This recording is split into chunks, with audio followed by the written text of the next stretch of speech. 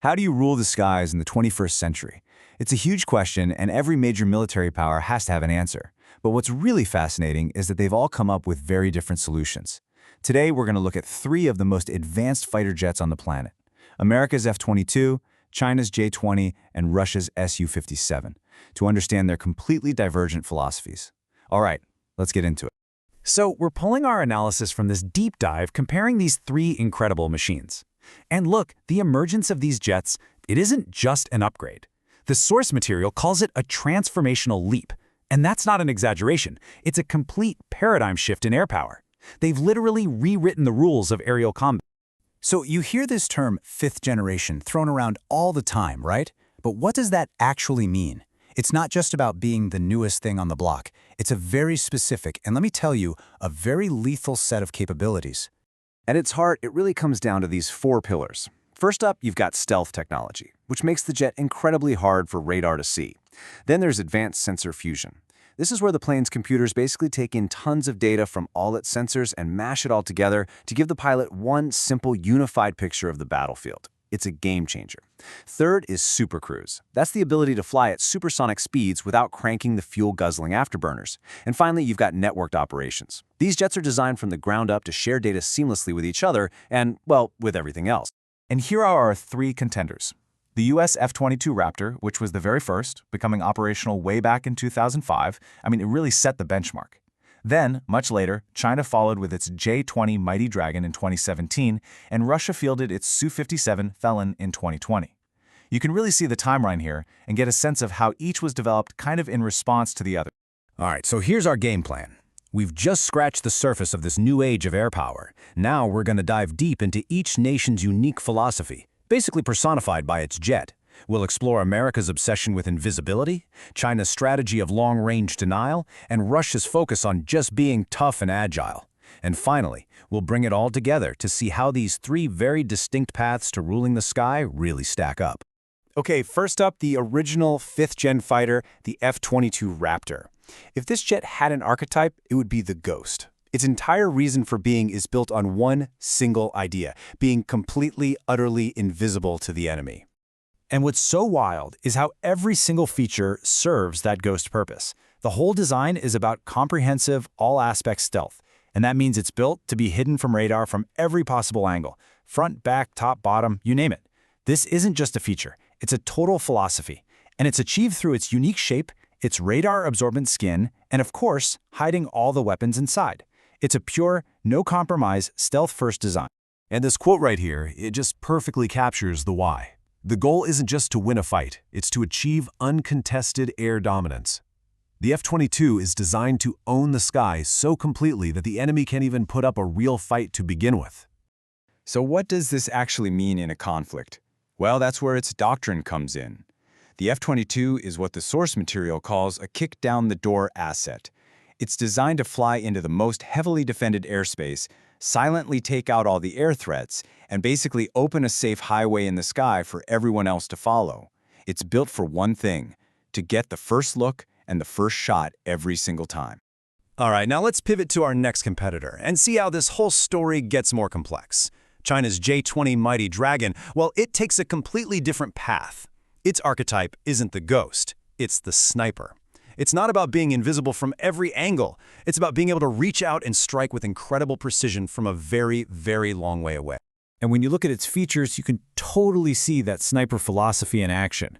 It's got a huge airframe for that extended range and a massive internal weapons bay to carry some seriously long-range missiles. Now notice those little wings up near the cockpit. That's the Canard Delta configuration, and they give it amazing agility for its size. But here's the key difference from the F-22. It prioritizes frontal stealth. It's designed to be invisible as it's flying towards you, but it makes a calculated trade-off on being stealthy from other angles. This design serves a very specific strategy, something called anti-access/area denial, or A2AD for short. The whole idea is to create this giant bubble of airspace where it's just too dangerous for an adversary to operate. The J-20's job is to fly out to the edge of that bubble and use those long-range missiles to threaten critical support aircraft, like tankers and AWACS radar planes, or even aircraft carriers, making it way harder for anyone to intervene. And that brings us to our third and final jet, Russia's Su-57 Felon. So if the F-22 is a ghost and the J-20 is a sniper, the Su-57 is the brawler. It's designed with the assumption that a future fight is going to be messy, and that perfect, ghost-like invisibility might not always be possible. The Su-57 makes some really fascinating trade-offs. And you can tell it was driven by different economic realities and strategic needs. First, it has insane supermaneuverability from 3D thrust vectoring.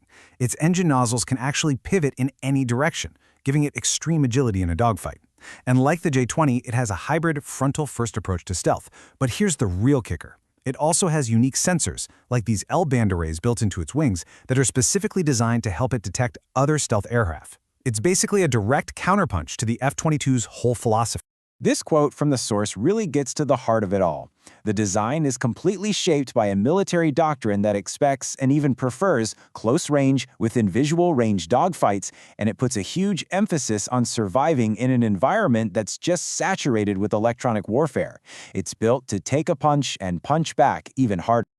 So at the end of the day, the Russian doctrine is all about resilience over pure invisibility. The thinking seems to be that in a real messy war, stealth can be compromised. So the best jet isn't the one that can't be seen, but the one that can still fight like hell even after it has been detected, using its agility and powerful electronic systems to survive and win. So there you have it, the ghost, the sniper, and the brawler. 3 wildly different answers to the exact same problem. So let's put them all side by side and see how these different strategies really stack up against each other. This chart really brings it all home. You see the F-22's primary goal is total dominance, and its strength is that all-aspect stealth. The J-20 is all about strategic denial, using its incredible reach.